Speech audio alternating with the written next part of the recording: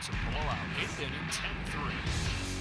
Bases are loaded for Verlander, who waits on a 3-0 pitch. He swings, and it's a high fly ball. Deep center field. It is gone. Home run. And a huge bat flip to celebrate. All right, Ben, start the show already. What is up, everybody? Welcome into another episode of Flippin Bats. I'm your host, Ben Verlander. We got a great episode for you today. Look, we're going to start off with a new segment called Rounding the Bases, where I hit some of the hottest topics in the league, and then we're going to get to my Brett Phillips interview. Game 4 legend of the World Series. A lot of people have been calling him the Shohei Ohtani of the East Coast after his pitching performance from earlier this season. Then we're going to get into some fan voicemails where you guys call into the show and I answer your questions. I love that part. And then we get into my favorite segment of all time this week in Shohei Ohtani news. And we'll finish off with my producer joining me out here and doing a little who's in, who's out of the playoffs. He'll hit me with some teams and I'll discuss whether I think they will be in or they will be out. But look, let's get right into it with rounding the bases, some of the hottest topics in the league. I'll take you around the league and give you my opinion on some stuff. And we're going to start with a big topic of conversation this past week with the Cleveland Indians team name being changed to the Cleveland Guardians, as they will be known in 2022. The Cleveland Guardians. Look, when I initially heard that, my thought was kind of, meh.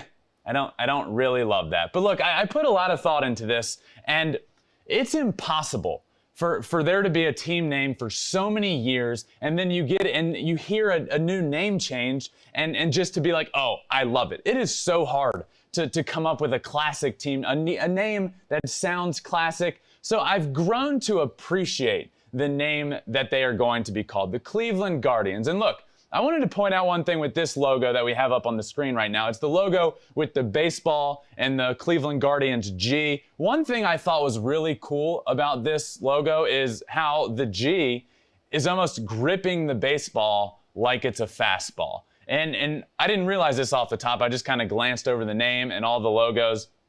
I really like this. And look, the Guardians isn't just a random team name for Cleveland. If you look into it, there's a lot of history behind this. The bridge that actually leads you to their stadium is surrounded by these Guardian statues, the Guardians of Traffic, as they are known of. So there is a good bit of history behind the name. I've grown to like the logos. The script, the writing is the same as the current team name. So look, I don't love it. It is definitely going to take some getting used to. But look, it is what it is. 2022, the Cleveland Guardians will be taking the field in Cleveland. So good news for them. Good stuff there. So heading on over to second base, the Giants and the Dodgers. Look, this series this past week was incredible. I've been telling you guys for a while now, the Giants are here to stay. Everyone was saying, Padres, Dodgers, Padres, Dodgers. The Giants are here. The Giants aren't going anywhere. They played some incredible games against the Dodgers this past week. But there was it wasn't without its drama. Kenley Jansen, the closer for the Dodgers, blew 2 games. I was watching both of those games, and it came down. They had a lead going into the 9th. He blows both the games. And one was a homer, and one he just totally fell apart. It was not pretty. He ends up not even making it out of the 9th inning. And the Dodgers blew 2 leads. 2 leads against the Giants, so they furthered their lead in the NL West. But look, one thing I wanted to really talk about here is there was a check swing in one of these games that well, it led to all of these runs being scored. So this check swing happened with 2 strikes in the 9th inning with 2 outs, and the game would have been over. Okay, game over. The check swing, he actually went. If you break it down, you slow it down, he ends up going. They say no. Dave Roberts comes out of the dugout fuming, throwing his hat, pointing in the guy's face very disrespectfully. He gets tossed, and you know what happens next? Of course it's what happens next. 2 RBI single to left field. Game changes right there. Giants end up winning the game. Kenley Jansen blows the save. The umpires screwed him out of a win. Everybody's furious. But look, if you want to really talk about it, 2 pitches before was called a strike, and it was actually a ball. So look, I understand everybody being frustrated about this. It ended up looking really bad because he got the hit right after that.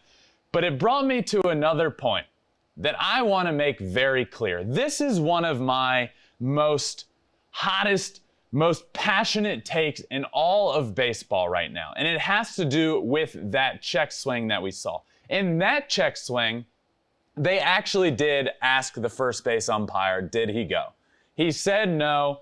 The guy got the call wrong, but it got me to thinking, and it happened a few times this past week.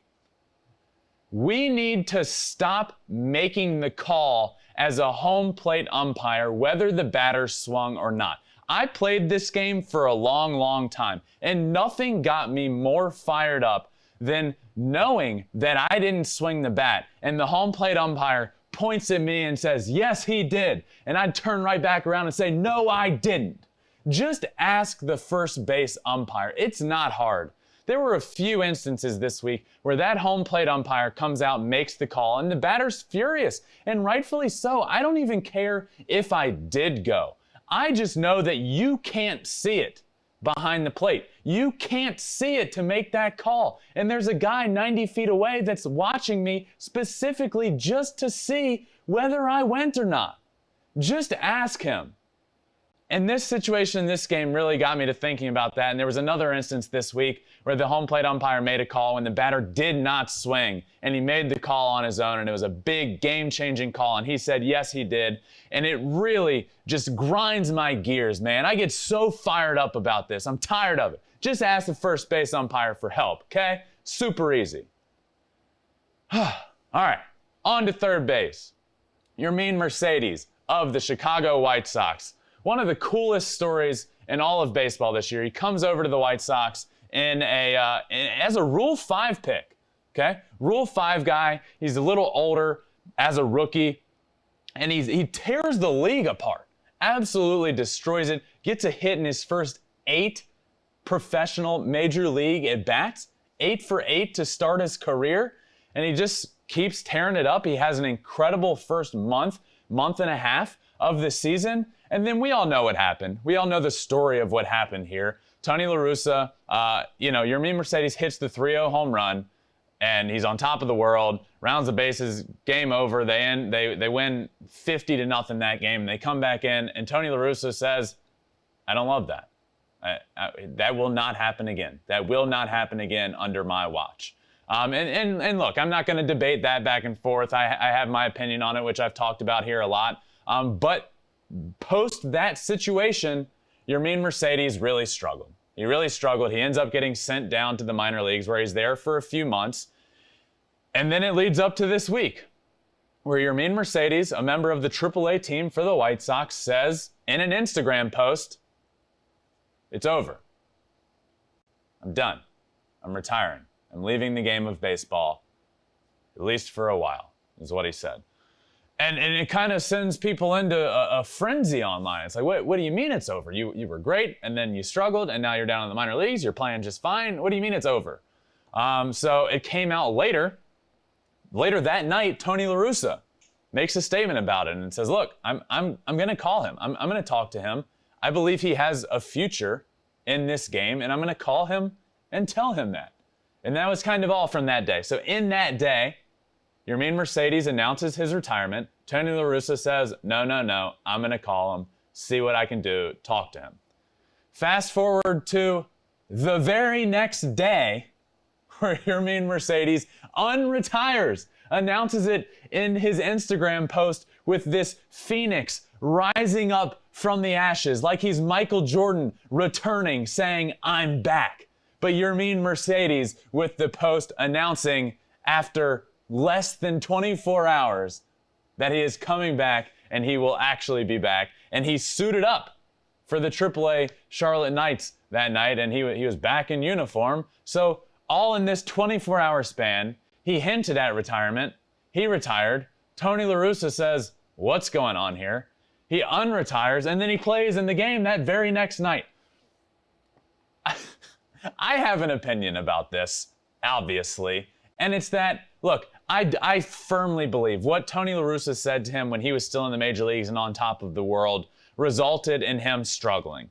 I truly believe that from the bottom of my heart, that he struggled because of that, and he ends up going on a downhill spiral and gets sent to the minor leagues, and then all this happens. But here's what I am here to say now.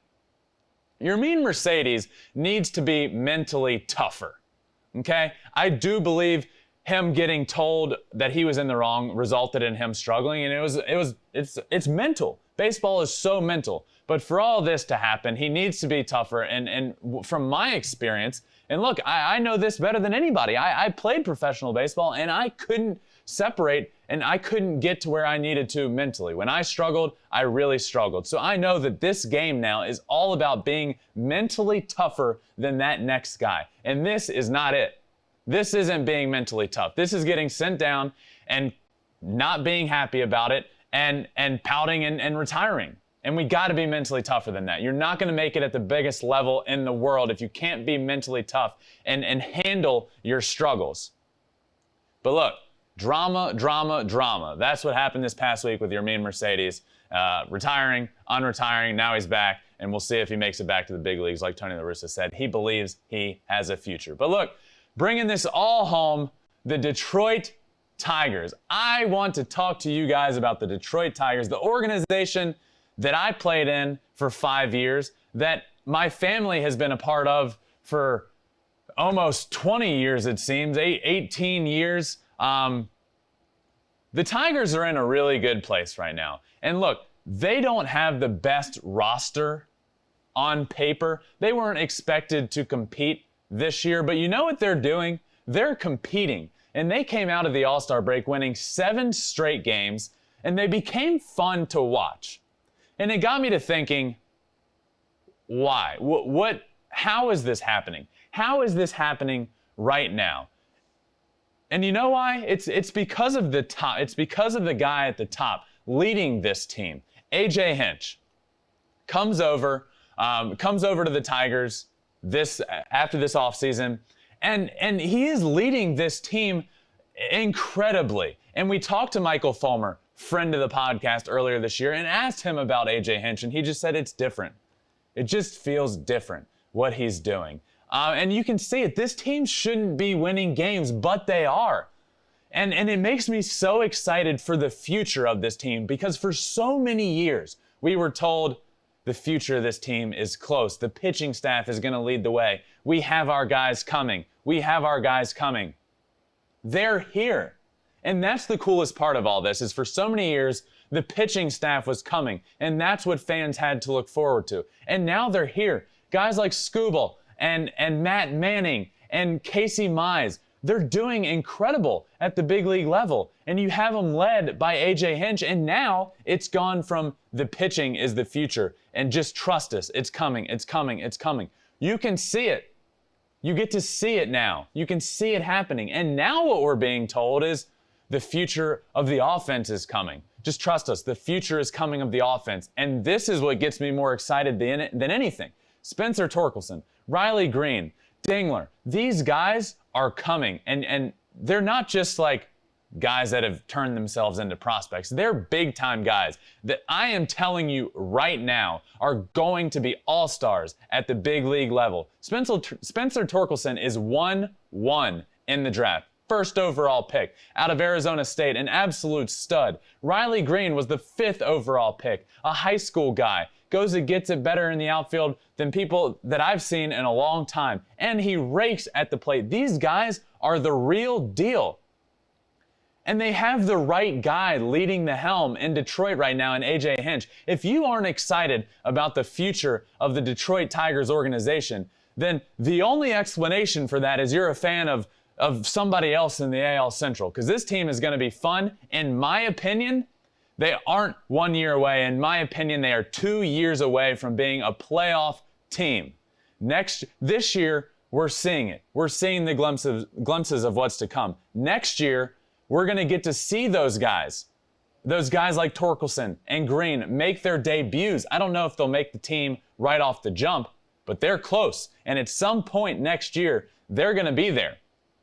And then 2 years away from really becoming that team where it all meshes together, and you have A.J. Hinch and this new young pitching staff and these new young guys, and then you look like, then you add a piece, a veteran piece. Who knows? Maybe my brother. That'd be awesome. But they are close. The Detroit Tigers are coming, and it is so exciting to watch them. As a guy that played in that organization and knows a lot of guys in that organization, it's really, really exciting to see. And they come out of the All-Star break winning 7 games and pushing themselves up towards the top of this division.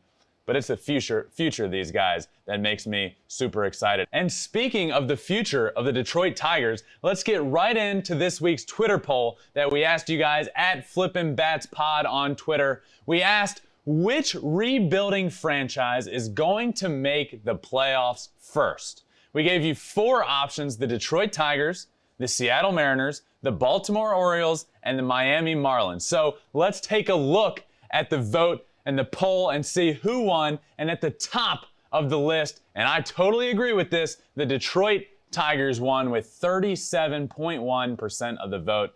The Seattle Mariners were just after that in second place with 33.1%, the Miami Marlins in third, and the lowly Baltimore Orioles with only 6% of the vote. I couldn't agree more with this, guys. We absolutely nailed this. And you know the reason that I think the Detroit Tigers are the right answer for this. I just talked about them. What I want to talk about here is the Seattle Mariners and why I agree with this and why I think it's neck and neck with the Detroit Tigers. I think their time frames are very similar. I am all in on this Seattle Mariners rebuild and how close they are to being really good. You look at guys like Jared Kellnick, who's a top prospect in all of baseball, who, I get it, he's struggled coming out of the gates in his major league career. He went on an 0 for 40-something stretch and then got a hit and then proceeded to go on another 0 for 21 stretch. He's struggling. But he is a future all-star in this league, in my opinion. He has all the tools you could possibly want out of a top prospect, and it's not just him. They have plenty of guys. Julio Rodriguez is another guy coming up that is a stud. I'm telling you guys, this is going to be a future stud in the league. The Miami Marlins, I get it. I heard you guys. You said the Miami Marlins, they made the playoffs last year. The Miami Marlins are in the middle of a rebuild. I'm here to tell you. But I think they're doing it right. I agree with what they're doing. They got Kim Ng at the top, their GM, who's doing an incredible job leading them into the right direction. So I'm totally fine with that, with them being in third place. But I'm here to tell you, they are in the middle of a rebuild. They're not very good. Half the league made the playoffs last year. So look, I hear you. But literally half of the league made the playoffs last year. And the Marlins were one of those teams. But look, this is all about those top 2 teams. I truly believe that their timelines are fairly similar. I said it before this year even started, that I think the Seattle Mariners are 2025 World Series champs. And it was kind of a joke, but it's kind of serious. This is the time frame they're both on. But I don't want to talk about 4 years down the road, because these 2 teams are not 4 years down the road from being good. These 2 teams are 2 years away from being very, very good. The Detroit Tigers are a 2023 playoff team. And the Mariners, they're already showing you what they got. They're playing well above 500 ball. They're surprising a lot of people. And they're already really good.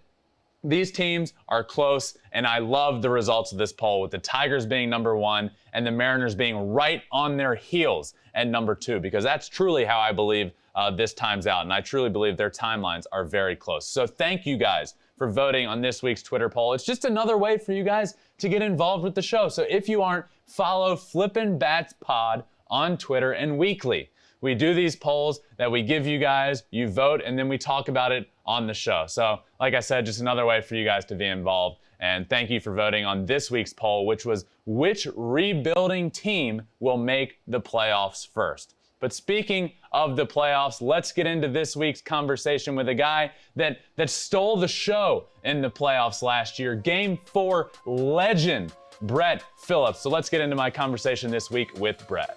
Brett, thank you so much for joining me, my friend.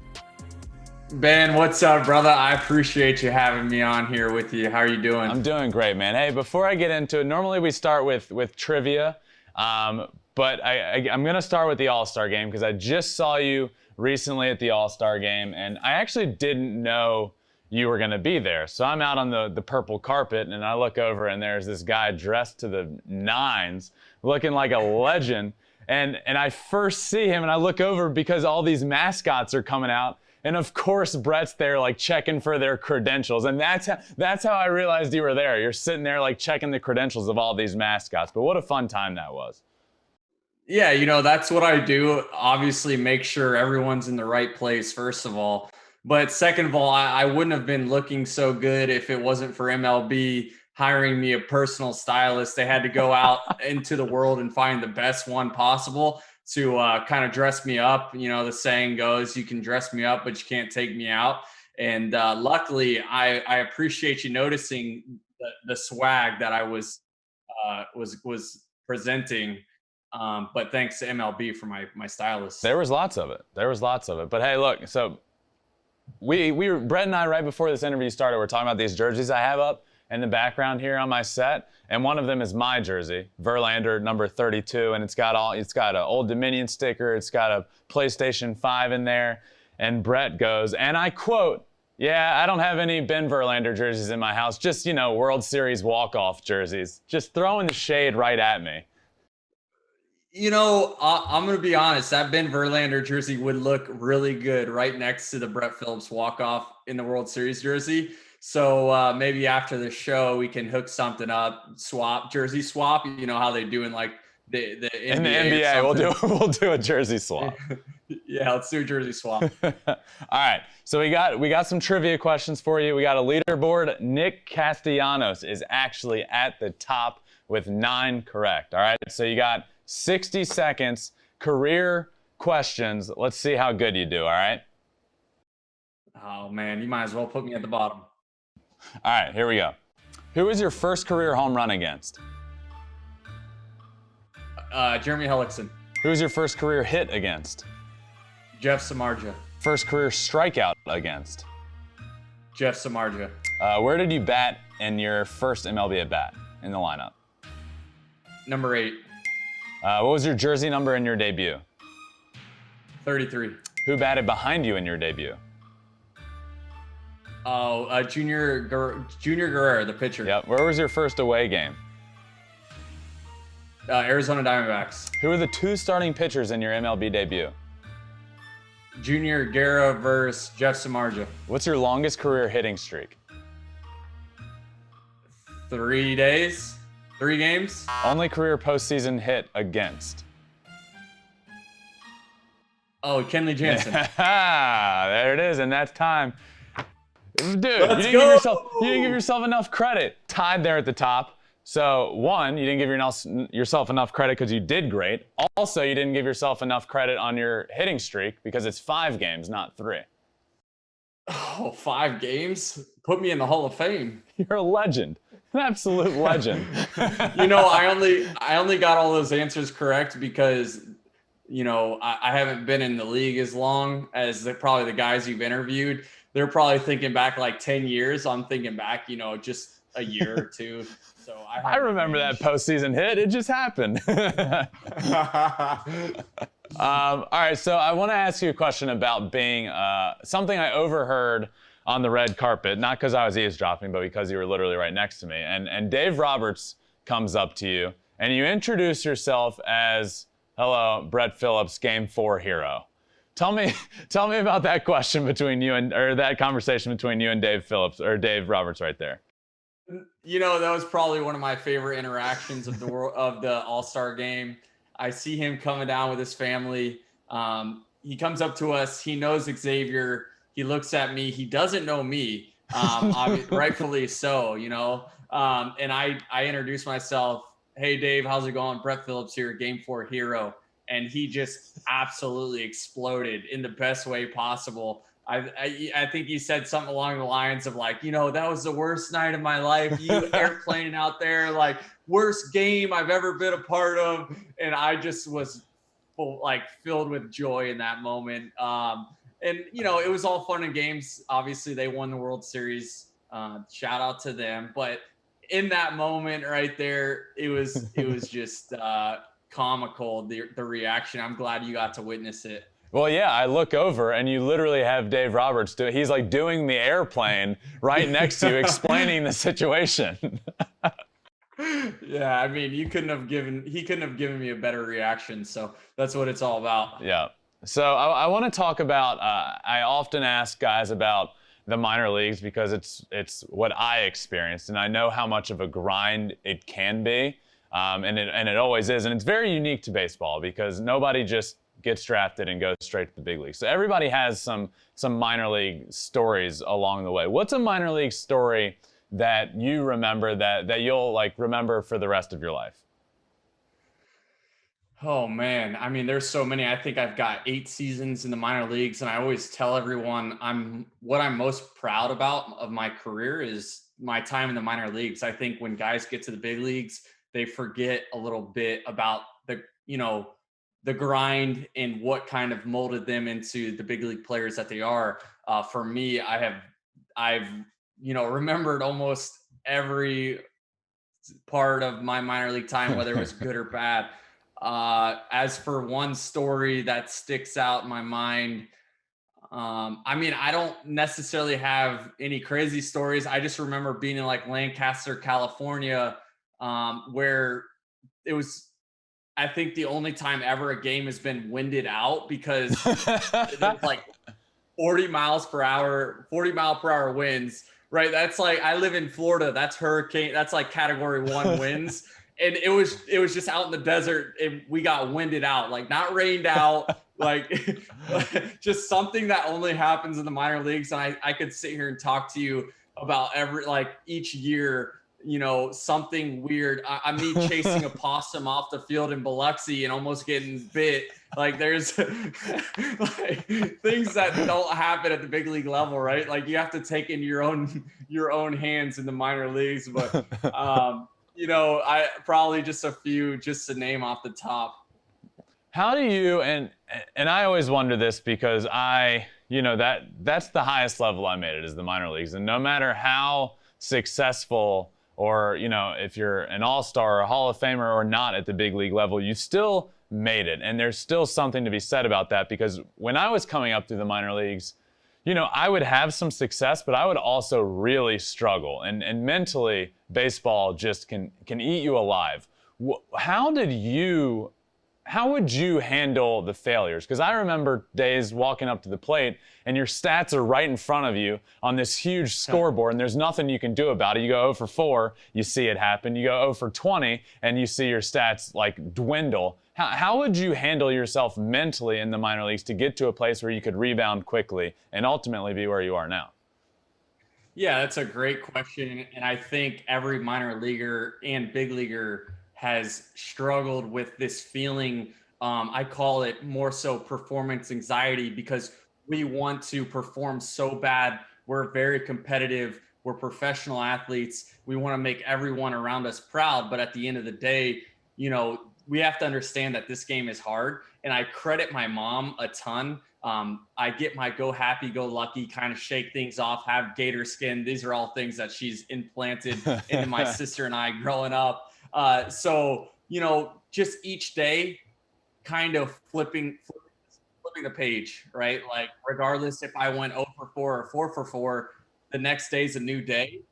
And I have to, make the most of it, take advantage of that day and put yesterday behind me. That's so much easier said than done, though. So much easier said than done.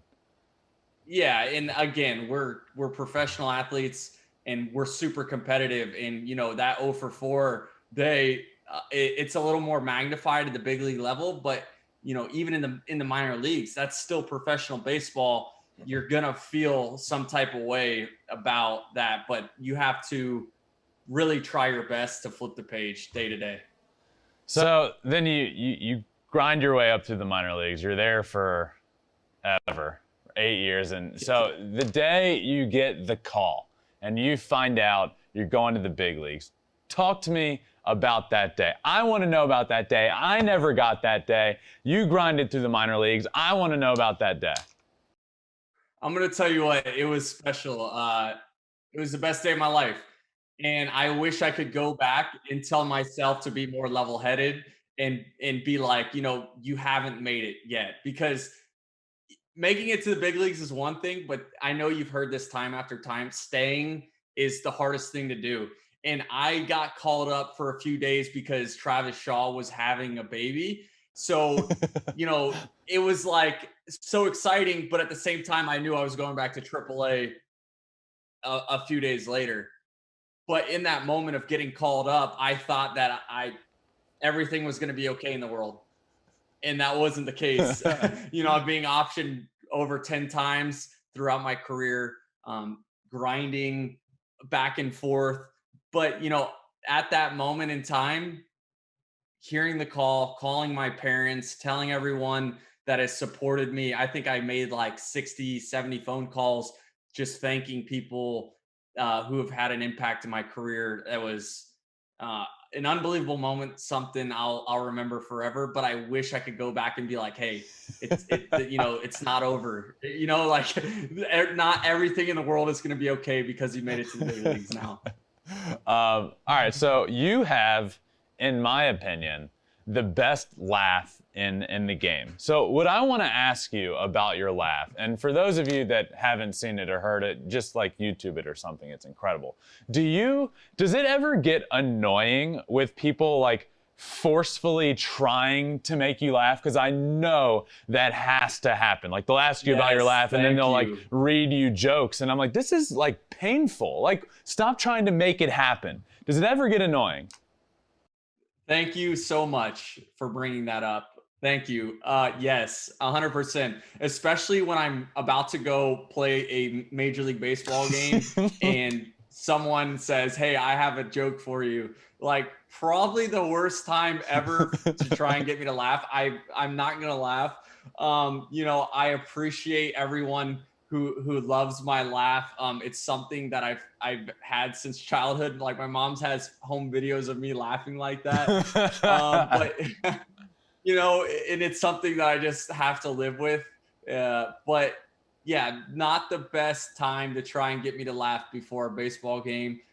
But again, thank you for thinking it's funny and liking it, but time and place, right? Time and place. 100%. And I'll be sitting there like watching an interview or something, and then people like pull out this list of dad jokes, and I'm just like, guys, just like let it happen. I mean, please don't. I don't want to watch this. Don't make it so painful for me. So that's all I wanted to ask is there's got to be times where it's like, please no, like just not the time. And I was right. Who knew? I was right. Yeah. And the truth is, it's a belly laugh. And I think everyone has their own belly laugh. That's like something that is super funny. You probably get it once a month where you're just uncontrollably laughing. You're like, at the end of that sentence, you're like, I haven't laughed like that in a while. So thank you. Like that is that laugh. It's not forced. It has to be something really funny. Exactly. And it actually, I saw it the other day in person where on the purple carpet, Liam Hendricks was actually trying to make it happen. And he did. And he points over at your wife, Bree, and goes, Bree, I made it happen. I got him. And she goes, you got him? And you're just over there like uncontrollable. And I'm like, this is incredible. All right. Liam actually made it happen. He was just being whatever. But he said that when he gets an at bat in the big leagues, he's gonna wear the double ear flap in honor of me. But the way he said it in his Australian accent just had me absolutely rolling because he said it straight face and caught me by surprise. And next thing you know, I'm bent over, can't breathe, and yeah, the rest, as they say, is history. Why do you wear that double ear flap? That's one of the coolest things I thought about being a big leaguer is the single flap. Why don't you do it?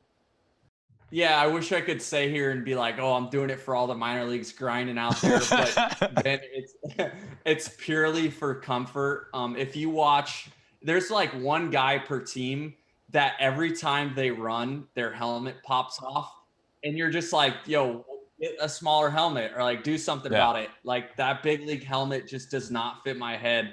And I'm not trying to get smoked in the head on like a triple, or if I'm stealing and I get smoked in the ear because my helmet flew off. Like that helmet just doesn't fit me. So I wear the minor league helmet, A, because comfort, and B, for safety. And I know I look like a nerd out there and I look like a clown, but people got to realize, like, hey, I'm doing this so I, avoid an injury. Yeah, I also feel like you have good hair, but I feel like everybody that has their helmet pop off has it ready. Like, they know their helmet's popping off during the game, and their hair just looks pristine. Like Ozzy Albies, every time he runs the bases, his helmet pops off, and it's like he's like, yeah, of course it did. I look great. So that's part of it, is like your show hair isn't quite ready, so you just got to keep it on for comfort. Makes sense. Yeah, when I get to that level, I'm still working on finding different products to put in my hair. Maybe when I have that show hair to a T, then I'll wear the big league helmet a game to show it off, because I know the helmet's going to fly off. Speaking of show hair, I've had Tyler Glasnow on. He was actually the first guest of the show, and I asked him about his hair and what he puts in it. And the answer just really pissed me off, Brett. It just really pissed me off. Because his answer was like, I don't know, that like 2-for-1 that everybody has in the showers. I'm like, are you kidding me? The answer to your hair is the 2-for-1 in every shower in a locker room in history? Listen, I've called multiple guys out for putting that 2-for-1, that 5-for-1, that 3-for-1 in their hair when they have good hair. It's unacceptable. You need some Pantene, you need some separate shampoo, some separate conditioner, because people who don't have that hair are going to look to you to make sure you take care of it, right? Because you have a priority. When you have that nice of hair, you have a priority to keep it looking nice for people who don't have that hair. Yeah. That's a great point. That's a great point, Brett. That's all you do is make great points. So you've been at the big league level on multiple different teams and a part of all these moves and acquisitions. What is that like to be like? I can't understand it. You're a big leaguer. You have an established life. You have your wife or girlfriend or fiance at the time, whatever it may be, and then it's just up and moving. And it's not the same for like a top prospect and a guy that's on top of the world. It's different in your shoes, and you're literally upping your life and moving. What has that process been like for you, going from the Brewers to the Royals and to the Rays? Yeah, so it actually started with Houston in Double-A. I get traded over to Milwaukee. I'm in Corpus Christi. My girlfriend Bree at the time, she's living in Texas. We're enjoying being in Texas, and then boom, I'm headed to Biloxi, Mississippi, where now it's like, okay, I get to see Bree once a month, and then being in Milwaukee, up and down, and then I'm in Colorado Springs. I get traded to Kansas City, and next thing you know, I'm in New York City playing against the Yankees, which was very overwhelming and exciting at the same time, because Colorado Springs and Yankee Stadium, similar. Well, but very I've always different. said fairly, if they're neck and neck, but probably giving the edge to Yankee Stadium. You got to give the edge just a little to Yankee Stadium. And then of course, last year I'm in Chicago playing the White Sox with Kansas City, and it's an off day. And then boom, I get traded to my hometown, which was the most exciting and best thing that's ever happened to not only, my wife and myself, but my family and friends. This is the Tampa Bay Rays, is the team that I grew up rooting for. It's my hometown team. And the best part, Ben, I get to sleep in my own bed. This is my house that I've had since 2018. I'm living at home. I'm 20 minutes away from the stadium. But to answer your question, it's bittersweet, because you develop all these relationships and friendships with guys that you've grinded with. Yeah. And then boom, you're on to another team where it's tough, because so many different external distractions and points I could bring up, but exciting and bittersweet. Are you boys with Nicky Lopez at all? Nicky, one of my favorite teammates. I love Nicky. I'm good friends with Nicky. Yeah, he's awesome. You have him on the show yet? I haven't, but I feel like you guys are like similar, like humor-wise. That's why I feel like we all get along, just because like Nicky is just like a goober, and he's incredible. He's like such a good guy. So I didn't know. I figured your paths crossed at some point, but I didn't know if y'all were close. Yeah, Nikki and I get along great, and I know I just met you, but I feel like, we're gonna have to kick it, right? Because that 32 Verlander jersey needs to go on my wall, right? And I'm gonna be friends with you just for that reason, right? You mentioned being in your home in Tampa, you get to sleep in your own bed, and you're gonna have a Verlander 32 jersey there, and I'm gonna get the Game 4 walk-off jersey, and it'll be an even trade.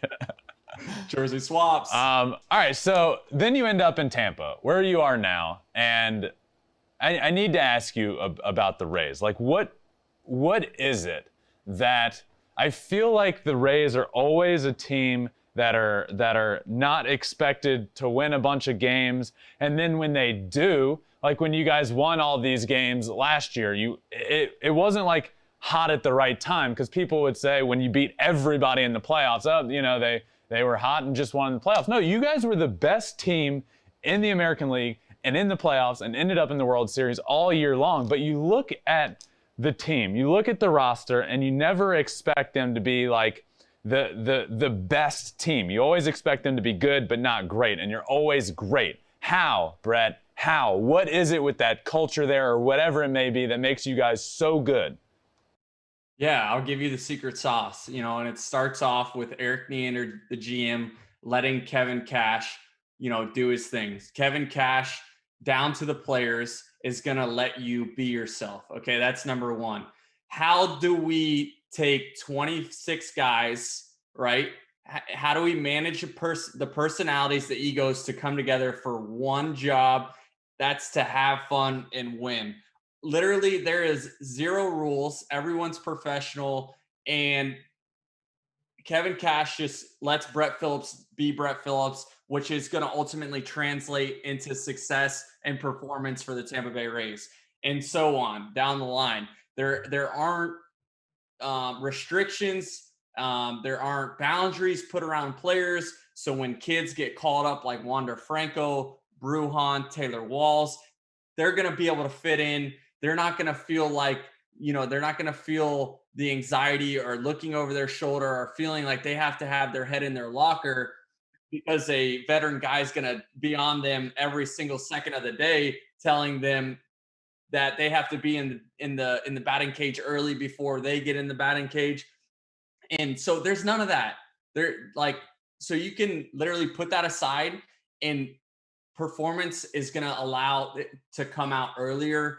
And, that's what it comes down to. You just have a great group of guys who have bought into Kevin Cash's philosophy. And here we are, they've done it for a few years now.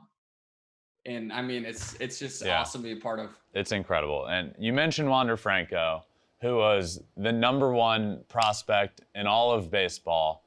What is it like? Can you tell? Is there like the second you watch him play and get to play with the number one prospect in baseball, as a guy that had a complete opposite journey and just grinded through the minors and grinded your way up, and then here you have the number one prospect in baseball that's literally still wearing braces and is a stud at the big league level. What is it like playing with him? Could you tell immediately that this kid's a stud?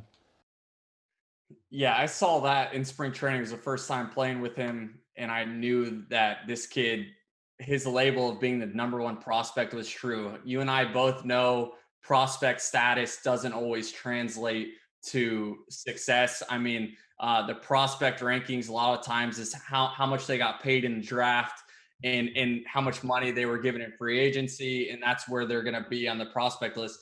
But this guy is elite, and it's just been exciting playing, seeing these kids come up and having success right away. It's something that I didn't have, and I wish that I had, but them doing it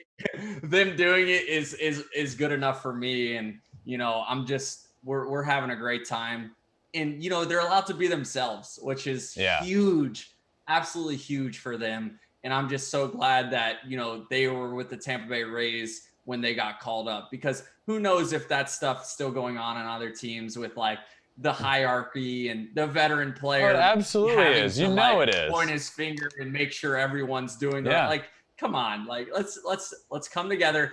You know, Brujan, Franco, those guys are just as important as Kevin Kiermaier, who's making the most. And you know, the young pitchers on our team are just as important as Rich Hill, and everyone knows that. So that's how we come together and play as a team, and that's how we're good. Yeah. What is if you were just sitting back and scouting Wander Franco, what's his best trait? Like, what's his number one trait, you think? His bat to ball skills is elite. I mean, it's not often you're gonna watch him take a swing without at least fouling the ball off. Yeah. He just has that. Like, I'm not saying he's gonna hit the ball hard every single time, but you're gonna see contact. And again, something I wish I was able to do. Yeah. You mentioned Kevin Cash and how he lets you guys be yourself, but I need to ask you, you got to be yourself recently and your pitching performance on the mound. And I talked about it at the end of the show recently, which you had seen when I talked to you on the purple carpet, and now you're a friend of the show. Brett Phillips, friend of the show, has my jersey in his house soon. I need to ask you about that pitching performance because I loved it, and I got to pitch in 2 occasions in the minor leagues, and it's like my favorite. I loved every second of it. But your experience, just from the second you were stretching in the bullpen, doing all these like hot yoga poses out there and doing all this stuff, and then coming into the game, talk to me about this performance and when you realized that like that's how you were going to go about it, and you weren't going to like try like do it 100% quote like this super serious way. Yeah, so by far the most fun I've ever had playing baseball. Baseball is fun, you know. So Kevin Cash comes up to me in the 7th. We're losing 10-1. Hey, can you pitch for us? Yeah, of course.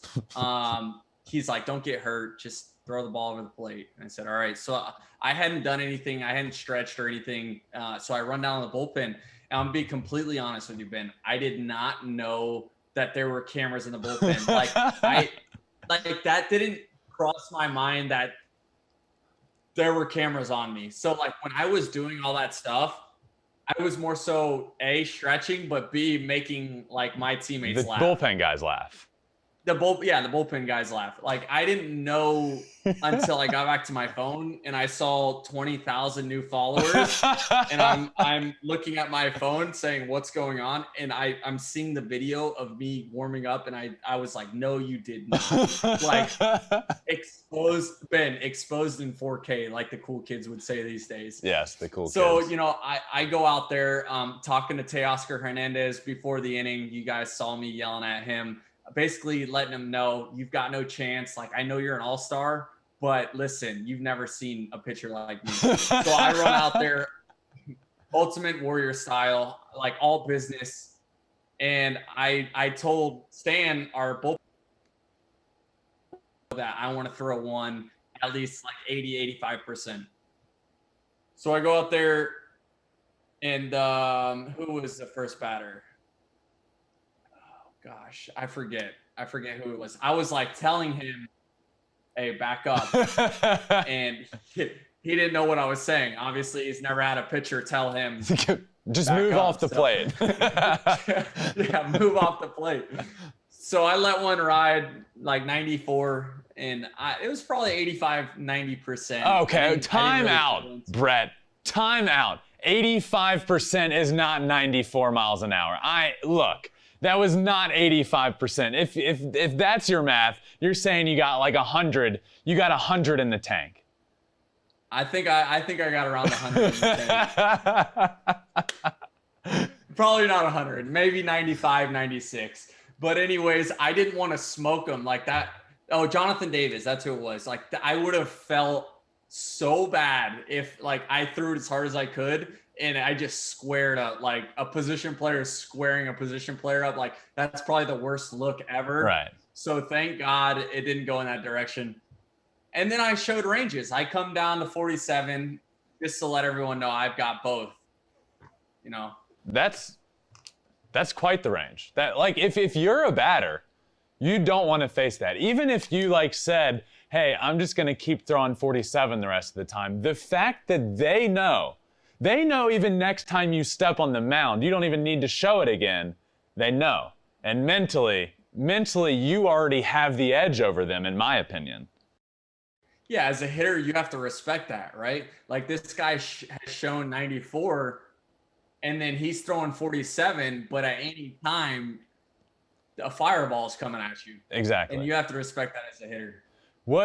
So here's how my pitching outing went in the minor leagues. I get told I'm playing right field, and we're losing like 17-1 to the Braves, like, high A team. And I come in the dugout, and my manager goes, hey, who wants to pitch? And obviously I'm like, yeah, me. Like, I pitched in college, like, my last name gets it, like, I can do this, trust me. So I go back out to right field, and the inning ends, and I go pitch in the bullpen. And Brett, I swear to God, I was throwing 105 miles an hour in the bullpen. I swear on it. I just know I was. I know I was. So I come out to the game, and I start throwing. Well, actually, I had to hit that inning. So I go to right field. I throw in the bullpen, like 5 pitches. I'm like, cool, I'm throwing 102. I'm going to go hit now. I punch out at the plate, because of course I did. And then I go out to the mound, and I'm like, all right, this is going to be great. I'm going to do great. And I struck out the first guy on 3 pitches, looking. I touched 91. Not bad. It's not 94, but I was throwing 91. And then this guy comes up to the plate. I get him 0-2. So I've thrown 5 straight strikes, like painting the corners. I feel great. And I'm like, maybe I really am throwing 103. And then I shake off my catcher to throw a curveball, because I pitch, like, I can throw a curveball. I know what I'm doing. Yeah. I throw the best curveball of my life, of all time. And it's like an inch off the ground. The guy swings, hits a laser double off the opposite field wall. And I'm like, who is this guy? That guy's Ronald Acuna. Pretty good player. No way. Yeah.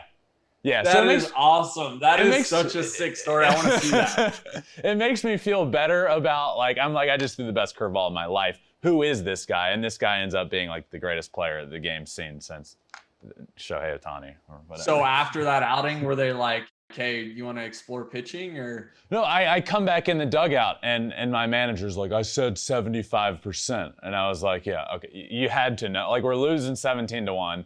I'm like 25 grinding it out in single A. Like, I'm letting it eat. Like, come on. I'm not throwing 75% here. Thank you. Well, I was proud of you, which is why I felt the connection with your performance, because, like, you let it eat. You see this, awesome. Pitchers complimenting pitchers. It's just a beautiful sight. It's a beauty. Professional pitchers complimenting professional pitchers and doing a jersey swap. Just it's a poetic life lesson for those out there. Thank you. All right, so I have a question for you, and I want you to put yourself in the shoes of a commissioner for this. If you were commissioner for a day and you could change or implement one rule for the betterment of the game of baseball and to make the game better and more fun, what would that rule be? Shirts versus skins. No, I'm kidding. Brilliant. You know, I'm sure you've heard answers like, oh, take out the shift. I'm not going to say that. I've heard anywhere from take out the shift to a 500-foot homer should count as 2 home runs. Like, it's been all over the map. Okay, I've got one. Hit me. Okay, so if you're coming up to bat and before the game, the pitcher and the hitters agree, like, if you want music during your at bat, you both have to agree, right? So like an NBA game where they're playing music during the game. So say I'm facing you, Ben, and you before the game say, yes, I can have music going during the at bat. And then as a hitter, so like my walk-up song would be playing during the at bat. I think that would be really cool if like both sides agreed, you know? But if the pitcher agrees to it, now hear me out here, because I feel like we're close to something, and this could happen. If the pitcher agrees to this, why does it get to be your walk-up song? Like, wouldn't he get a song to be played? Yeah, so if you punch me out, then the next, like whoever won that meeting, it starts out as the home side, right? So whoever wins that meeting, the next at bat, it would be your song. That's it. We just figured it out. I love it. Honestly, I think that would be cool. I think the fans would like that. Just some music going on, during the at bat. I agree. The NBA does it. Like, why can't baseball? I agree. All right, so some career moment questions for you. I ask everybody these same 3 questions, career moment questions. First would be, what was your welcome to the big leagues moment? Oh, when I got on the show flight, the first time walking, pulling up to the tarmac where the plane is, right? Not going through security, and then walking onto the plane in Milwaukee. They had first I was greeted with Chick-fil-A, right? I was like, yeah, I'll take a chicken sandwich. Thank you. It's my pleasure, right? It's my pleasure. Walking down my the pleasure. Plane, having every single snack possible, like fruit on this side, chips on this side, candy over here. You want chocolate cake? Yeah, let me get a chocolate cake, right? So packing my snack bag of snacks down the aisle. I sit down, I eat my chicken sandwich, I'm having my grapes, I finish with my peanut M&Ms, and then the flight attendant comes up to me, hey, what would you like for an appetizer? We got grilled shrimp, we got mozzarella sticks. Yeah, let me get some mozzarella sticks. Thank you so much.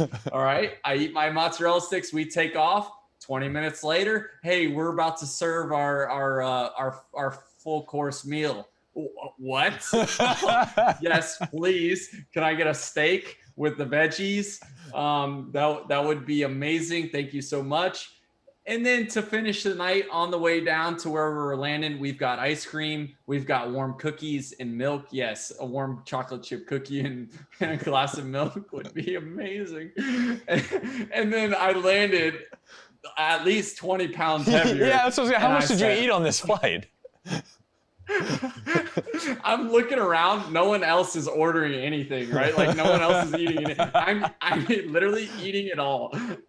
And then I quickly learned, yeah, don't do that. You don't need that much food. But I think I was just so excited, and it was my welcome to being a big leaguer. That's one of the incentives, something you work towards, and you get treated and it's available for you. But as you mature and go through, it's okay, you don't need all that food. Well, I mean, were you better dressed on your first show flight, or were you better dressed on the purple carpet in Denver last week? Way better dressed on the purple carpet. Shout out to Eric Sogard. He was the first guy to give me a sport coat. It was actually one of his. I didn't have one, and it was something that was required on the show flight in Milwaukee. And so thank you, Eric Sogard, I still have it. I still wear it. Appreciate you. All right. So what is your favorite play that you've made on the field in your career? Is hitting a home run considered, or a play out in defense? We can, whatever you want to be considered, we can consider. All right. So funny story. My first home run came in Milwaukee. Matt Garza's threw 5. His spot's coming up in the lineup. This is my first time playing in the National League, playing in the big leagues in general.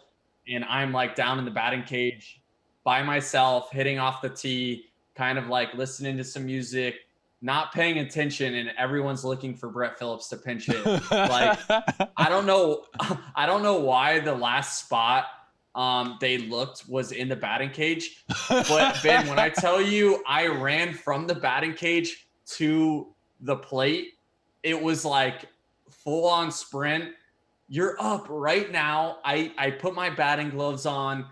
There's a guy on first. Matt Garza's let up 1 run through 5. He's thrown a gem. And I don't even think I took a warm-up swing. And Jeremy Hellickson throws me a curveball, for a ball. And then he throws a changeup. And I hit a 2-run homer to go ahead. And I come back in the dugout. I get the curtain call, first home run. And Pat Murphy comes up to me and says, if we ever can't find you ever again, you're heading back to AAA. I was just like, yes, sir. Sorry. Like I was like so rattled. Wait, that was your first big league homer? First big league homer, pinch hit homer. That is a great story. I thought you were going to say when you got back, he was like, if we ever can't find you again, I'm just going to pinch hit you because it worked out well. But no, he said, if we ever can't find you again, you're gone. Yeah, so that in that moment, I learned like, hey, I have to let everyone know where I was going. When you're on the bench, if you're going to the bathroom, let someone know. Like if you're going to the batting cage, let someone know, because in the National League especially, there's so many moving parts throughout the game. They have to know where you're at. And I didn't know that. You know, in the minor leagues, you know, if you're not playing that day, you're probably not going to play. Right. But way different in the big leagues. All right, what is your favorite moment that's taken place off of the field with teammates? Favorite moment? Oh, man. You know, probably just, I don't have anything that's coming to the top of my mind. But I will tell you, just like gatherings, getting together at like houses. Like my 21st birthday was in high A, and the guys threw like a really cool pool party for me, which was super special, something I always remember. But I'll tell you a funny story. When I was in rookie ball, we used to eat at a place called Ponderosa. Of course, I know that's Ponderosa. what was paid for. You know Ponderosa, right? You know the grind. Prestigious. So we're at Ponderosa, and there's like 5 of us. We're sitting enjoying a meal, and obviously the guys get me laughing. And there's a table directly in front of me. There's 2 boys. They're probably 8, 9 years old.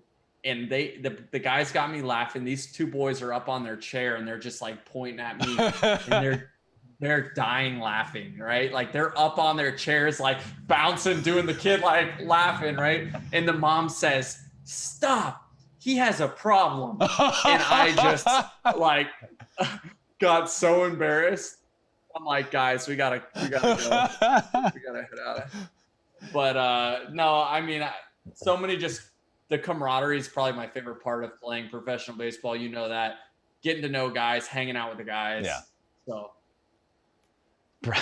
He has a problem. Incredible. All right. So before I let you go, I have to ask about Game 4 World Series. I'm doing the watch party here with Fox. It's me, Nick Swisher, Tino Martinez, Rick Ankiel. We're doing a watch party. That happens. We go, like, we freak out. We're running around the room. I look back, and you're, like, airplaning in the outfield. Did you black out in that moment, or were you, like, airplane? This is my time. I'm airplaning right now. You know, everyone's like, where did the airplane come from? And it's not like I was sitting on deck saying, once I hit this walk-off single and Chris Taylor's going to make an error and then Will Smith's going to make an error, I'm going to airplane in the outfield, right? Like, no, that didn't happen. So when I saw that Randy scored, the helmet flip was like you had to flip the helmet, right? Like flipping bats, flipping helmets, you had to do that. And then straight into the airplane. I don't know where that came from, but like my inner kid came out extra. Like it always comes out on a daily basis. But that was like in the backyard moment, like airplaning around the field, like just enjoying myself. And I wasn't going to stop until I felt like my body told me to stop. I probably, if I could have gone longer, I probably would have gone longer. But just running out in the outfield, my hair, you know, flying back, like John Boy said, like a majestic bird out there flying around.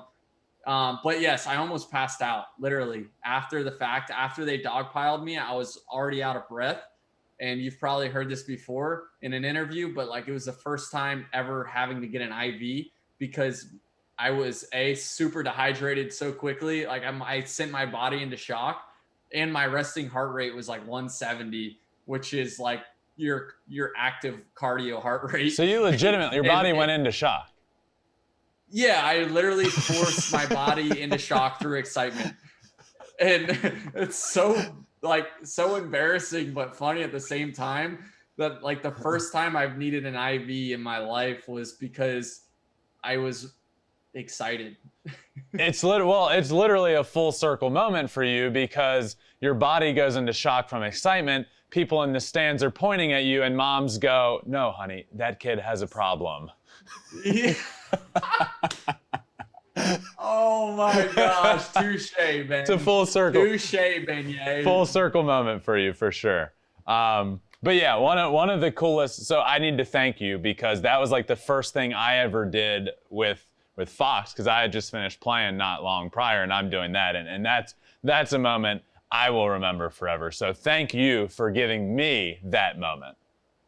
Look at that, Ben. Just from one interviewer to another, just giving each other love. That's what we've done. That's what we do. So thank you as well. That is what we do. But Brett, thank you so much for joining me, man. I'm serious. We got to do some sort of jersey thing. I need my jersey hanging up next to your. When I think Brett Phillips Game 4 hero jersey, where is it? I picture my jersey right next to you. So.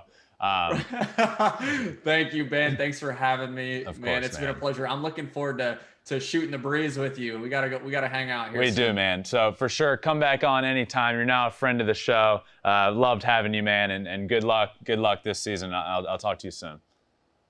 Peace and love, my man. Peace, buddy. Thanks. All right, and I wanted to thank Brett Phillips again for joining me. Look, the pitching story was incredible. My favorite story from his was just him coming in as a pitcher this year, and I said it off the top of the show, many people have been calling him the Shohei Ohtani of the East Coast, and I don't know who those other people are, but I know I am. I'm calling him the Shohei Ohtani of the East Coast because he's an absolute legend. So thanks again to Brett Phillips for joining me, and let's get right in to our hotline questions where you guys can call in and be a part of the show. So call 213-537-9339. This is one of my favorite segments because you guys get to be involved, and I love that. So, John, hit me with our voicemail question. Hello, Ben. My name is Pablo Avila. You've actually answered some of my questions before when I brought up the Astros, but my question to you tonight is, what traits do you think around the league as a whole would make the biggest impact on a team in getting their opportunity to win the World Series? Thank you for asking. The question was, which trades around the league can make the biggest impact and give a team a chance to win the World Series? So when I think of that, which trade can make the biggest impact, I think of teams that are already close, that are already really good teams, that are like a piece away from winning. So I look at teams like, let's look at the San Diego Padres. I think the Padres are an outfielder away from being able to be a World Series team. I think if they were to add a Joey Gallo type of player, that immediately makes them a favorite to win it all. They have the pitching rotation. They have, now that they just added Adam Frazier yesterday, they have a great team. I think they're an outfielder away from being a full, complete team. And then I look at a team like, let's say, the Chicago White Sox. Great rotation, great offense, but I've heard Tony La Russa say this, we need a guy to bridge the gap to Liam Hendricks at the back end of the bullpen. So let me toss this idea at you. What if they went and got a guy like Craig Kimbrell and have Kimbrell and Hendricks as 8-9 guys? What a duo that would be at the back end of the bullpen. So thank you for calling and asking. That's what I look at. That's what I look at for trades that could immediately make an impact and make a team a World Series team. Also, a guy like Craig Kimbrell going to the Astros. I think Craig Kimbrell is going to be a huge, huge piece that is dealt here in the next few days. And a team like the Astros could use him perfectly. Great offense, good pitching, but they're one piece away in that bullpen from winning a World Series. So thank you for calling and asking. I appreciate it. 213-537-9339 is that number to call in where you guys get to be a part of the show. So thank you for calling and thank you for that question. All right, guys, and now it is time for my favorite segment that we have here this week in Shohei Ohtani news. And we got some exciting news for you this week. We found ourselves a presenting sponsor, Mattress Firm, and this segment is actually brought to you by Mattress Firm. So talk to an expert and unjunk your sleep today. Look, I'm not kidding you guys. I am so excited about this partnership because I actually switched to Mattress Firm fairly recently, and my sleep got 100 times better after I made the switch. So I'm serious. If you want better sleep, switch over to Mattress Firm and check them out. But let's get into this week in Shohei Ohtani news, and I want to start with his second half of the season because it wasn't the fastest start. It wasn't what we were used to with Shohei Ohtani. He got off to a little bit of a slower start, and I heard you guys, but he went 0 for 11 with 7 strikeouts. You know what he's done, and I'm here to tell you why this hasn't been a struggle. His average from where he was at the All-Star break has dropped 1 point. 1 point. Now, I get it. He wasn't showing the power numbers that we were all used to right away, but you know what he was doing? He was beating out infield singles and getting doubles, hitting laser beam doubles in the gap, and that is what makes Shohei Ohtani different. That's what makes him different. He has the ability, when he's not hitting balls over the fence, to beat out singles. And that's what makes him special. Not only does he hit balls 500 feet, he's really, really fast. So he wasn't struggling, guys. He really wasn't. And then we get to Sunday. And Shohei Ohtani hits his 35th home run of the year. And it got me to thinking, 35 home runs to this point in the year is a lot. It got me to thinking, who else has done that? And you know what it turned up? Shohei Ohtani is the 6th player since 2000 to have 35 or more home runs. And guess who is on this list? This list is special. It's Shohei Ohtani now, Albert Pujols, Barry Bonds, Christian Yelich, Chris Davis when he was having that year that was the most ridiculously incredible year of all time, and Luis Gonzalez. Barry Bonds is on this list twice. One year he had 45, which is just comical. And then he had 35 another year. So Shohei Ohtani is the 6th player since 2000 to have 35 plus home runs in his team's first 98 games. That's special, man. Not to mention, he's doing all this while not playing near as many games as them because for a while when he was pitching, he wasn't hitting. So he has less ABs and he's doing this. Just incredible. While he's also pitching. Wow. And speaking of his pitching, let's talk about the outing he had this past week. I heard the noise when he had that blow-up start in New York against the Yankees. Oh, he should stop pitching. He should just be hitting. Wrong. Let's talk about his outings since against the Red Sox and then this most recent start against the Oakland A's. Dominant, guys. Absolutely dominant starts on the mound. Throws 6 innings, doesn't give up a run, punches out 9 guys. His splitter is back. He's throwing 100. It's just incredible what he's out there on the mound doing. He did the same thing against the Red Sox. These lineups are great.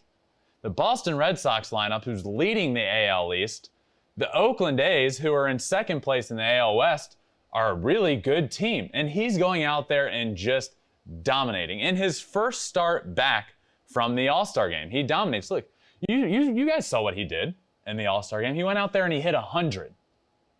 He went out there and he hit 100 in the All-Star game. So look, those first few games out of the All-Star break, we didn't get what we had seen all in the first half from Shohei Ohtani, but you know what? That's okay because I wouldn't consider him struggling. His average didn't drop at all. His batting average didn't drop. But you know what he did in the All-Star game that makes this start to the second half even more impressive? He participated in the home run derby. He was the starting pitcher for the American League, and he led off for the American League. And he actually talked about it in the press conference before the game. He said, I know this is a lot. This is a lot to do, but I want to do it. I want to do it for Japan. I want to make them proud. I want to do it for the entertainment of the game. And it was so entertaining. But it is tiring.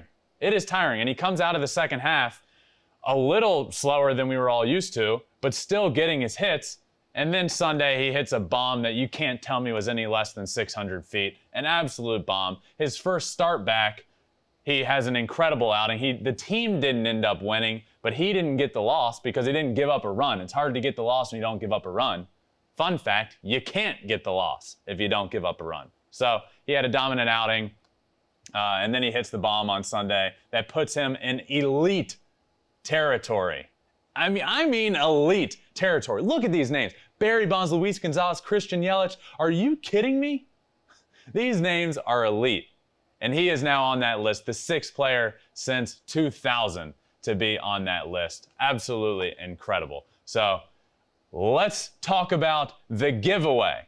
I didn't forget, we've been doing a giveaway since I went to the Angels game on bobblehead night, and I got myself this Shohei Ohtani bobblehead, and I wanted to give it away to you guys. I wanted to give back to you guys. I know how much a lot of you guys also love Shohei Ohtani because I love Shohei Ohtani so much, and I wanted to give back. I wanted to give this away, and we did pick ourselves a winner, and it is going to Kim Tom Mama, and he is actually in Japan. So I'm really excited about this. Kim Tom Mama wins the giveaway. We will be shipping this to Tokyo. This bad boy is going over to Japan. Look, I'm so excited about this. He entered the giveaway, and one thing that I noted from his selection, we randomly picked the name. He wins, and then I went and saw his tweet, and he said, "I love this show. I love Shohei Ohtani, and I'm learning English from watching this show." How cool is that? I feel so awesome about sending this away and giving this back to you guys who are also becoming equally as big a Shohei Ohtani fans as I am, because you can't be more of a fan. You just can't. It's not possible. So this is going out to Tokyo. Thank all of you guys that participated in the giveaway and voted 5 stars on the podcast app. And make sure you're still checking it out and voting 5 stars, because we will be doing more and more giveaways like this. But that does it for this week in Shohei Ohtani news. All right, and now we are getting into a fun little segment, a little in or out type of segment. Who's in the playoffs? Who is out of the playoffs? And I'm going to bring in my producer Conrad to feed me some of these teams, and I'll say who is in, who is out, and why I think that. So Conrad, what do you got for me, my man? Hey, man. First one we have up is the New York Yankees, currently 51-47 and 3rd in the AL East. So they're 3rd in the AL East. I'm going to say the Yankees are out here. I haven't loved what the Yankees have been putting out there. There's been nothing this year that says the New York Yankees are going to be a playoff team. And I was high on the Yankees. I thought they would win the division, but they continually prove they're not a great team. And their bullpen is blowing games. Chapman's not the same pitcher at the back end of the bullpen. And when they do put the pitching together, the offense doesn't score any runs. They're not putting it together as a team. I don't like the way they're playing, and I do not think the New York Yankees make the playoffs. All right. Next up, we have the Toronto Blue Jays, currently 49-46, and they are 4th in the AL East. Look, I'm going to take the Blue Jays to make the playoffs here. I'm going to take them to squeak into a wild card spot. Currently, the Oakland A's are in that 2nd wild card spot. I'm not a huge believer in the Oakland A's, and this could come back to bite me because they always do the same thing every year where they go on this 30-game winning streak to end the year and squeak into the playoffs. I just don't believe that's them this year. And I love the Blue Jays lineup. Love it. And they're heading back to Toronto to play some home games for the first time in 2 years. They'll be playing in Toronto. I think that gives them a little jolt of energy. I think the trade deadline, they go out and get a bullpen piece that they desperately need, a pitcher somewhere, and they squeak in to the wild card spot. So I'm going to take the Blue Jays in. Going with the young guns, next up is we have those Oakland Athletics, currently 56-45 and 2nd in the AL West. So obviously I'm taking them out. They are in that 2nd wild card spot right now. But I just don't believe in them. I don't think this lineup is great. Obviously they always pitch well, but I saw what their organization said either today or yesterday. They said, we're going to focus on the bullpen. That's our trade deadline focus. That's our main focus here. They need more than that. They need offense. They need help elsewhere. And if they're not going to go get that, I don't love these guys. I don't love them to get into the playoffs. And I think a team that can make a move and has the offense to win a bunch of games is going to squeak up and can push them out of that 2nd wild card spot. So Oakland A's out. So who would be your 5 teams in the playoffs for the AL? So in the American League, I'm going to take the Red Sox, the White Sox, the Astros, the Rays, as one of those wild card teams, and then the Blue Jays. I'm going to take the Blue Jays to squeak in, and the Blue Jays and the Rays are going to be those 2 wild card teams. Got it. Let's move on to the NL now. The Atlanta Braves, currently 48-50, third in the NL East. This is such a tough one, man. I picked the Braves to win the World Series before this year started, and they weren't playing great. And then obviously some big losses that have happened along the way, with Acuna being out for the year, Mike Soroka not going to be back, and then everything that went down with Ozuna, he's not going to play this year. I'm gonna say the Atlanta Braves are out. I'm gonna say they're out just because I think the Mets are gonna go ahead in this division and make some moves. Steve Cohen has shown he's gonna make moves. He doesn't care. Money's not an option. He's gonna make those moves, and I'm gonna take the Braves out. We're gonna stick with it, going in the Philadelphia Phillies, 49-49, currently second in the NL East. Look, the Phillies are a talented team, but like I said, I think the Mets are going to go for it in this division. I think Steve Cohen is going to acquire somebody big, maybe even a potentially like Chris Bryant at third base, and I think the Mets hang on and win that division. And it's been a weird division, and a lot of these teams are talented. The Braves have talent, the Phillies have talent. And I think the Mets are going to go for it, and they have a good little lead in that division right now, and I think they hold on. And the problem with these other teams is why I'm saying the Braves are out and why I'm taking the Phillies out is because of the start they got off to with the year. Their record isn't good enough to this point to say they have potential to squeak into a wild card spot, because both of those teams, the Phillies are sitting at 500 and the Braves are under 500. So unless you're winning that division in the NL East, you're not going to make the playoffs. So I'm taking Braves and Phillies both out. Got it. Moving on. We're going to go to the Cincinnati Reds, currently 51-48, second in the Central. I would love to take the Reds in. I think they're fun. We just had Nick Castellanos on. He was great. We've had Wade Miley on, who threw a no-hitter. But I can't do it. I can't do it because the Milwaukee Brewers are that good in that division. They're running away with it. They're a bunch of games up. And I don't believe in the Reds pitching. I don't believe they have the pitching to win down the stretch. So I'm gonna take them out. Got it. A lot of no's. Next up and last up, the San Diego Padres, currently 58-44, but they're third in the NL West. The Padres, who are third in the NL West, are in. Now, I'm glad you asked about the Padres, because this explains why I've taken those other teams out. Because the Padres have that path to be a wild card spot. So I believe the Padres are really good. They just got Adam Frazier. They've said they're going to add before the deadline ends. So in these next couple of days, look for the Padres to add some pieces. I could see them adding an outfield piece. They've said they want to go get a pitcher. I believe not only are the Padres in, I believe the Padres could make a push to win this division. But the reason I'm taking all these other teams out is because of this NL West. I believe the Giants, the Dodgers, and the Padres are all going to make the playoffs from the NL West. So that leaves, if you're looking at the NL as a whole, that leaves the Mets to win their division, the Brewers to win their division, and then the three wild card teams, the three other teams in the playoffs are all going to come from the NL West. The Giants, the Dodgers, and the Padres, in my opinion. So, Conrad, thank you for joining me doing a little who's in, who's out. We did a lot of out because, look, I really believe those teams are going to struggle to make the wild card that we talked about, because you have your answers in the wild card, in my opinion. In my opinion, you have your wild card teams established in the National League, and they're going to come from the West. The National League West is where those wild card teams are going to come from. And the AL is going to be so fun down the stretch. I am so excited for this stretch down the American League into the, as we push towards the playoffs. I do believe the Rays are a team that is going to be a playoff team. And that addition for Nelson Cruz from them is huge. So I think the Rays are a team. And like I said, he hit me with the Blue Jays, and I'm going to take the Blue Jays as the team that squeaks in to that second wild card spot. All right, everyone, and before we close out the show, I wanted to go to a segment called Extra Innings, where I just find a topic that like to talk about from the week that was, something that really catches my attention. You know what it was this past week?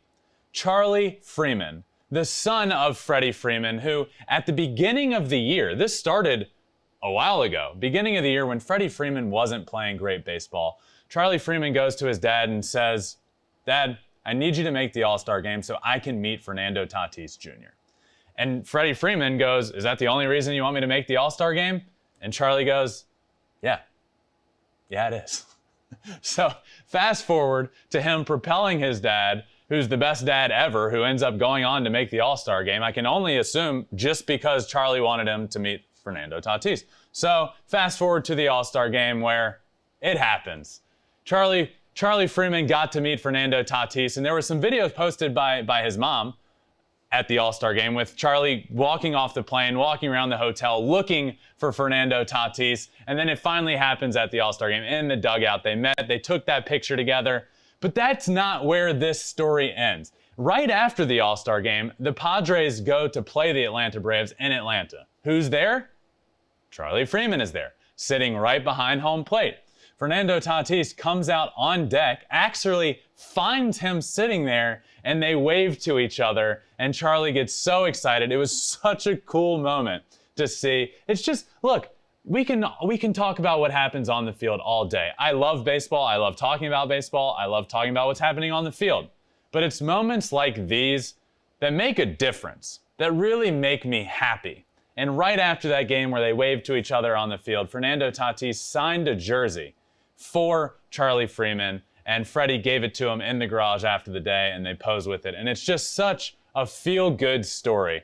So it's just so awesome for all parts involved here. Kudos to Fernando Tatis for being the guy he is and embracing this. Awesome for Charlie Freeman and Freddie Freeman and just everybody involved. So what a feel-good moment that I wanted to end this week's show with. And that does it for this week's episode of Flippin Bats. Thank you guys so much for joining and being a part of this week's conversation where I talk to Brett Phillips, an absolute legend, a hilarious guy. So thank you for checking it out. Make sure you're subscribing to our podcast on Spotify, on Apple Podcasts. You got to rate it 5 stars there. So if you're listening on Apple Podcasts right now, rate it 5 stars. Make sure you're following on all social medias, Twitter, Instagram, YouTube. It comes out via video on YouTube. So thank you guys again for listening, and I'll see you next time on Flippin Bats. It's a blowout. 8th inning, 10-3. Bases are loaded for Verlander, who waits on a 3-0 pitch. He swings, and it's a high fly ball, deep center field. It is gone! Home run! And a huge bat flip to celebrate.